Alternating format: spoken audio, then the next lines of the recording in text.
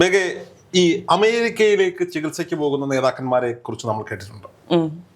മുഖ്യമന്ത്രിമാരായിരിക്കുമ്പോഴും പ്രധാനമന്ത്രിമാരായിരിക്കുമ്പോഴും ഒക്കെ എന്തുകൊണ്ടായിരിക്കും ഇവരൊക്കെ ഇങ്ങനെ അമേരിക്കയിലേക്ക് ട്രീറ്റ്മെന്റിന് വേണ്ടി പോകുന്നത്? അവിടെ മികച്ച ആരോഗ്യ സംവിധാനങ്ങൾ ഉണ്ട് എന്നാണ് അവർ അവകാശപ്പെടുന്നത്. അപ്പൊ കേരളം നമ്പർ 1 അല്ലേ? ആണ്. പിന്നെ അപ്പൊ അമേരിക്കയിലേക്ക് പോകുന്ന പെട്ടെന്ന് റിക്കവർ ആകാൻ പറ്റുമായിരിക്കും അല്ലേ? അതിന്റെ ശരിക്കും പറഞ്ഞാൽ അതിന്റെ പിന്നിലെ സയൻസ് എന്താണെന്ന് എനിക്ക് മനസ്സിലായിട്ടില്ല. അവർ തന്നെ പറയുന്നു. കേരള നിയമസഭയിൽ പോയിട്ടുണ്ടല്ലോ, സെക്രട്ടറി നിയമസഭ. ഈ നിയമസഭയുടെ മെയിൻ കവാടം, അത് നമ്മള് പുറത്തുനിന്ന് നോക്കുമ്പോൾ കാണുന്ന ആ വലിയ കേരളത്തിന്റെ രാജമുദ്ര പതിപ്പിച്ച ആ കവാടം ഉണ്ടല്ലോ, ആ കവാടത്തിൽ നിന്ന് അതിന്റെ മുറ്റത്തേക്ക്, നിയമസഭയുടെ മുറ്റത്തേക്ക് എത്ര പടിക്കെട്ടുകൾ ഉണ്ടെന്ന് അറിയാമോ? ഏകദേശം ഒരു 10-30 പടിക്കെട്ട് കാണും. 10-30 പടിക്കെട്ട് കാണും. ഏകദേശം 30 അല്ല, 30 പടിക്കെട്ടാണ്. ഈ അവിടെ കയറിയാൽ 30 പടിക്കെട്ട് കയറി ചെന്നാൽ പിന്നെ മുകളിലേക്ക് പോകാനൊക്കെ എന്തുണ്ട്? ലിഫ്റ്റ് ഉണ്ട്. ഈ 30 പടിക്കെട്ടുകൾ കഴിഞ്ഞിട്ട് മെയിൻ കവാടത്തിലൂടെ ഇറങ്ങുകയാണെങ്കിൽ അവിടുന്ന് ഈ മെയിൻ വഴിയിലേക്ക് എത്ര മീറ്റർ ദൂരം ഉണ്ടാവും? എവിടെ നിന്ന് ഈ പടിക്കെട്ട് ഇറങ്ങി താഴെ വന്നാൽ അവിടെ നിന്ന് ഈ മതിൽക്കെട്ടിലേക്ക്, ഗേറ്റിലേക്ക് എത്ര ദൂരം ഉണ്ടാവും? ഒരു 100 മീറ്റർ ഉണ്ടാവും. ഇല്ല, അത്രയൊന്നും ഇല്ല. ഒരു 30 മീറ്റർ 40 മീറ്ററേ ഉള്ളൂ. ഇത്രയും ദൂരം നടക്കാൻ നമ്മളെ കൊണ്ടൊക്കെ പറ്റും. പക്ഷെ ഒരു 75-80 വയസ്സൊക്കെ ഉള്ള ആളുകൾക്ക് കുറച്ച് ബുദ്ധിമുട്ടാവില്ലേ പടി കയറാനൊക്കെ? എന്റെ അച്ഛന് ഏകദേശം 75-76 വയസ്സുണ്ട്. അദ്ദേഹത്തിന് ഈ പ്രമേഹത്തിന്റെ അസുഖം ഉണ്ടായിരുന്ന ആളാണ്. ബൈപ്പാസ് സർജറി ഒക്കെ കഴിഞ്ഞ ആളാണ്. അപ്പോൾ നടക്കാൻ വലിയ ബുദ്ധിമുട്ടാണ്. അദ്ദേഹം ഒരു 10 മീറ്റർ ഒക്കെ നടക്കുമ്പോഴേക്ക് ഒരാളുടെ സഹായം വേണം. വിറച്ചു പോവും, പേടിക്കും. വണ്ടിയിൽ കയറാനൊക്കെ വലിയ ബുദ്ധിമുട്ട്. ആ ബുദ്ധിമുട്ടൊക്കെ, ആ പ്രായത്തിലുള്ളവരുടെ ബുദ്ധിമുട്ട് നേരിട്ട് കാണുന്ന ഒരാളാണ് ഞാൻ. അച്ഛനെ കൊണ്ട് ഒരുപാട് ദൂരയാത്രയൊന്നും പോകാൻ പറ്റില്ല. അങ്ങനെയൊക്കെയുള്ള പ്രശ്നങ്ങളുണ്ട്. അപ്പോൾ ഈ 30 മീറ്ററും 30 പടികളും ഒരു മനുഷ്യൻ, സുഖമില്ലാതിരുന്നൊരു മനുഷ്യൻ, അതും ഇദ്ദേഹം ഒരു യാത്ര പോയി. ഈ ഞാൻ പറയാൻ പോകുന്ന മനുഷ്യൻ ഒരു യാത്ര പോയി. അദ്ദേഹത്തിനൊപ്പം കേരളത്തിലെ ഒരു 10-25 പ്രമുഖന്മാരും ഉണ്ടായിരുന്നു. അപ്പൊ ഇദ്ദേഹത്തിന് കാസർഗോഡ് മുതൽ തിരുവനന്തപുരം വരെ യാത്ര ചെയ്യാൻ വേണ്ടിയിട്ട് ഒരു പ്രത്യേക തരത്തിലുള്ള ഒരു ഭാരത് ബെൻസിന്റെ ഒരു വാഹനം നിർമ്മിച്ചു. ഭാരത് ബെൻസിന്റെ വാഹനം നിർമ്മിച്ചു. ഈ വാഹനത്തിന് ഏതാണ്ട് 1 കോടി ചില്ലോളം രൂപ ചെലവായി എന്നാണ് പറയപ്പെടുന്നത്. ഇത് കർണാടകയിലെ പ്രകാശിൽ കൊണ്ടുപോയിട്ട് ബോഡി കെട്ടി. ഇതിനകത്ത് വാഷ്റൂം ഉണ്ട്. ഇതിന്റെ ഏറ്റവും ഹൈലൈറ്റ് എന്ന് പറയുന്നത്, ഈ വാഹനത്തിന്റെ ഫ്രണ്ടിൽ ചെന്ന് നിൽക്കുമ്പോൾ ഈ പടിക്കെട്ടുകൾ താന്നു വരും. അതിൽ കയറി നിൽക്കുമ്പോൾ ഈ പടിക്കെട്ട് പൊങ്ങിപ്പോവും. അന്ന് പറഞ്ഞത് അദ്ദേഹത്തിന് സുഖമില്ല. അപ്പം അദ്ദേഹത്തിന് കയറി തന്നെ ഇറങ്ങാൻ വേണ്ടിയിട്ടാണ്. അതിനുശേഷം ഇദ്ദേഹം താമസിക്കുന്ന വീടുണ്ട്. അപ്പൊ ഇദ്ദേഹം ഒരു പ്രത്യേക മനുഷ്യനായതുകൊണ്ട് അദ്ദേഹത്തിന് ഒരു വലിയ കൊട്ടാരം തന്നെ തിരുവനന്തപുരം നഗരത്തിൽ, അത് സ്വഭാവം. ഇപ്പൊ കൊട്ടാരത്തിലല്ല, കൊട്ടാരത്തിൽ വേറെ ആള് വന്നു. അപ്പൊ ഈ കൊട്ടാരത്തില് 2 നിലയേ ഉള്ളൂ. 1 നൂറ്റാണ്ടിൽ പരം പഴക്കമുള്ള ഒരു കെട്ടിടമാണ്. ഇപ്പൊ 2 നിലയേ ഉള്ളൂ. അപ്പൊ ഇദ്ദേഹത്തിന് താഴത്തെ ബെഡ്റൂം എടുത്താൽ, താഴത്തെ ഓഫീസ് റൂം ഒക്കെ എടുത്താൽ മതി. എങ്കിൽ പോലും അദ്ദേഹത്തിനൊന്ന് മുകളിലേക്കൊക്കെ കയറണം എന്ന് ആഗ്രഹം തോന്നിയപ്പോൾ അദ്ദേഹം എന്ത് ചെയ്തു? അദ്ദേഹം അവിടെ ഒരു ലിഫ്റ്റ് വെച്ചു. ലക്ഷങ്ങൾ മുടക്കി അവിടെ ഒരു ലിഫ്റ്റ് വെച്ചു. അന്ന് പറയാൻ കാരണം, 2ാമത്തെ നിലയിലേക്ക് കോടിപ്പടികൾ കയറാൻ പറ്റില്ല.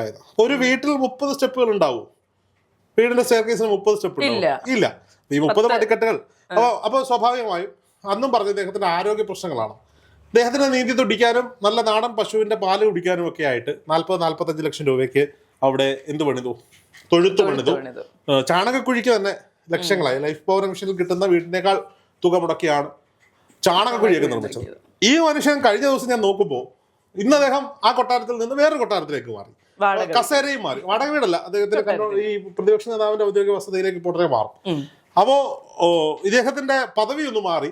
ഇടത്തെ സൈഡിൽ ഇരുന്ന ആളിപ്പോ ഒന്ന് വലത്തെ സൈഡിലോട്ട് മാറിയിരിപ്പുണ്ട്. ഞാൻ കഴിഞ്ഞ ദിവസം നോക്കുമ്പോൾ ഇദ്ദേഹത്തിന്റെ കൂടെ ഇരുന്ന 35 പേര്, ഇദ്ദേഹത്തിന്റെ കൂടെ ഇരുന്ന 35 പേരുമായി ഇദ്ദേഹം ആ നിയമസഭാ മന്ദിരത്തിൽ നിന്ന് ഒരു വാക്കൗട്ട് നടത്തിയിട്ട് ഞാൻ നോക്കുമ്പോൾ മുദ്രാവാക്യമൊക്കെ വിളിച്ചുകൊണ്ട് ഈ പുള്ളി വളരെ കൂളായിട്ട് മുന്നിൽ നിന്ന് നടന്ന് ഈ 30 പടിക്കെട്ടും ഇറങ്ങി വരികയാണ്. 30 പടിക്കെട്ടും ഇറങ്ങി വരുന്ന ഒരു ദൃശ്യം എന്നെ ഞെട്ടിപ്പിച്ചു കളഞ്ഞു. Medical miracle. അമേരിക്കയിൽ ഇത്രയും നല്ല ട്രീറ്റ്മെന്റോ? അപ്പൊ ഇദ്ദേഹത്തെ മാത്രമല്ല, എല്ലാവരും അമേരിക്കയിൽ കൊണ്ടുപോയി ട്രീറ്റ് ചെയ്യണം എന്നുള്ളതാണ്. നോക്കൂ, ഭരണപക്ഷത്തിരിക്കുമ്പോ, കേരളത്തിന്റെ മുഖ്യമന്ത്രി ആയിരിക്കുമ്പോ ഒരു സ്റ്റെപ്പ് എടുത്ത് വെക്കാൻ പറ്റാതെ ലക്ഷങ്ങൾ മുടക്കി വണ്ടിയിൽ ലിഫ്റ്റ് വെച്ചാൽ, അദ്ദേഹത്തിന്റെ ഔദ്യോഗിക വസതിയിൽ ലിഫ്റ്റ് വെച്ചാൽ, അപ്പൊ അദ്ദേഹത്തിന് ആരോഗ്യകരമായ പ്രശ്നമായതുകൊണ്ട് ഇതിനൊരു തെറ്റുമില്ല എന്ന വാദക്കാരനായിരുന്നു ഞാൻ. ഒന്നുകിൽ അമേരിക്കയിലെ ചികിത്സ അദ്ദേഹത്തെ കൂടുതൽ കരുത്തുറ്റവനാക്കിയിരിക്കുന്നു, ബലവാനാക്കിയിരിക്കുന്നു, അല്ലെങ്കിൽ മറ്റേത് എന്ന് പറയുന്നത് അന്യൻ വിയർക്കുന്ന പണം ഖജനാവിലെത്തുമ്പോൾ അതിൽ കൈയിട്ട് വാരാൻ കിട്ടുന്ന അവസരത്തിൽ സ്വന്തം സുഖലോലുപതയ്ക്ക് വേണ്ടി എടുത്ത് ചിലവാക്കി എന്ന് പറയേണ്ടി വരും. എന്റെ സഖാവ് അങ്ങനെ ഒന്നും ചെയ്യുമെന്ന് ഞാൻ വിശ്വസിക്കുന്നില്ല. തൊഴിലാളി വർഗ പാർട്ടിയുടെ നേതാവല്ലേ, പ്രത്യേകിച്ച് എന്റെ സഖാവ് അങ്ങനെ ഒന്നും ചെയ്യുമെന്ന് ഞാൻ വിചാരിക്കുന്നില്ല. ഞാൻ മനസ്സിലാക്കിയിടത്തോളം അമേരിക്കയിലെ ട്രീറ്റ്മെന്റ് അത്ര മികച്ചത്. അദ്ദേഹത്തിന് പുറത്ത് ഔദ്യോഗികമായി പറയാത്ത ഒരു അസുഖമാണ് എന്നാണ് പറയുന്നത്. കൈകാലുകളുടെ പ്രശ്നങ്ങളൊന്നും ആയിരുന്നില്ല, എങ്കിൽ പോലും സുഖമില്ലായ്മ. ഇപ്പൊ ഞാൻ കഴിഞ്ഞ ദിവസം ഈ 1ാം നിയമസഭ കൂടിയ സമയത്ത് അവിടെ ഏറ്റവും കൂടുതൽ ഉയർന്നു കേട്ടത് ഈ പെൻഷനുമായി ബന്ധപ്പെട്ട്, വാർദ്ധക്യകാല പെൻഷൻ, അതായത് ക്ഷേമ പെൻഷനുമായി ബന്ധപ്പെട്ട് ക്രൈറ്റീരിയ നിശ്ചയിക്കുമ്പോൾ ഒരു വീട്ടിൽ 2000 സ്ക്വയർ ഫീറ്റിന് മുകളിലോ അങ്ങനെ എന്തോ ആണ് ക്രൈറ്റീരിയ, AC ഉണ്ടെങ്കിൽ അല്ലെങ്കിൽ 1000 cc മുകളിലുള്ള കാർ ഉണ്ടെങ്കിൽ ആ വീട്ടിലുള്ളവർക്ക് പെൻഷൻ വാങ്ങാൻ അവകാശമില്ല എന്നുള്ളതാണ്. സ്വാഭാവികമായും അന്ന് ജനകീയരായ പല MLA മാരും പ്രശ്നമിച്ചത് ആ ക്രൈറ്റീരിയയിൽ ഒരു മാറ്റം വരുത്തണം. കാരണം പലപ്പോഴും പ്രായമായവർക്കാണല്ലോ ക്ഷേമ പെൻഷൻ കൊടുക്കുക. അവരുടെ അസുഖങ്ങൾ കാരണം കേരളത്തിൽ ഉണ്ടാകുന്ന കാലാവസ്ഥാ വ്യതിയാനങ്ങളിൽ അധിക മാസങ്ങളിലും അധിക ദിവസങ്ങളിലും ചൂട് അതികഠിനമായതുകൊണ്ട് മരുന്ന് കഴിക്കുന്ന ആളുകൾക്ക് ഈ ഡോക്ടർമാർ തന്നെ എയർ കണ്ടീഷനിങ് ചെയ്ത റൂമുകളിലേക്ക് മാറ്റണം എന്ന് പറയുന്നത്. ഇപ്പം എൻ്റെ വീട്ടിൽ തന്നെ AC വെച്ചത് എൻ്റെ അച്ഛന് സുഖമില്ലാതിരിക്കുന്ന സമയത്താണ്.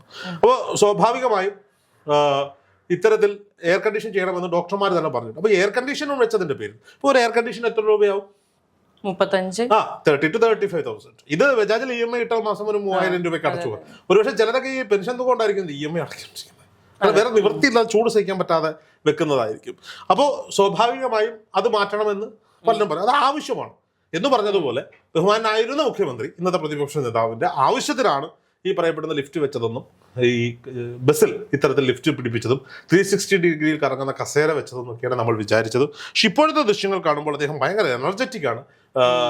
ഭരണപക്ഷത്തിരുന്ന പിണറായി വിജയനേക്കാൾ പ്രതിപക്ഷത്തിരിക്കുന്ന പിണറായി വിജയൻ വളരെ എനർജറ്റിക് ആയി തോന്നുന്നുണ്ട്. അദ്ദേഹം എനർജറ്റിക് അല്ലാതെ വരുന്ന സാഹചര്യങ്ങളിൽ ബാലഗോപാലിനെ പോലെയുള്ള കൈപിടിച്ചുയർത്തിയ ചില ആളുകൾ അദ്ദേഹത്തിന് നേരെ കുതിച്ചു ചാടുന്നതൊക്കെ കണ്ടു. ഞങ്ങൾക്ക് അതുകൊണ്ട് ഇഷ്ടപ്പെട്ടിട്ടില്ല ബാലഗോപാല.